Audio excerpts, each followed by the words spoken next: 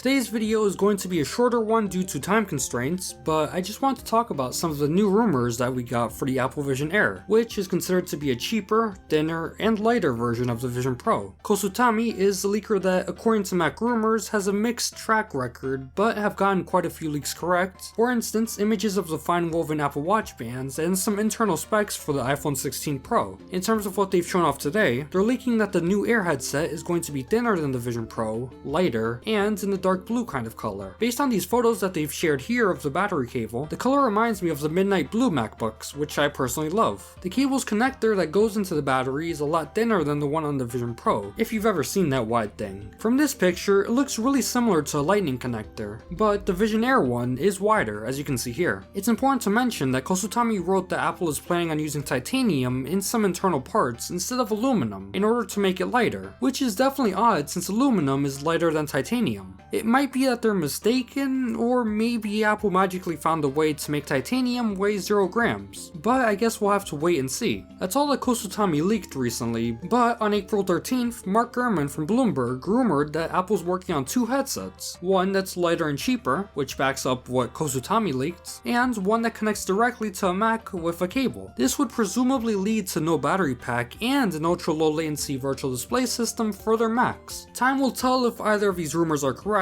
I personally am excited for the lighter and cheaper headset, because it solves 2 of the biggest problems lots of people have with the Vision Pro. Anyways, that's the end of this video, but make sure to like and subscribe. Thanks for watching, I hope you enjoyed, and take care.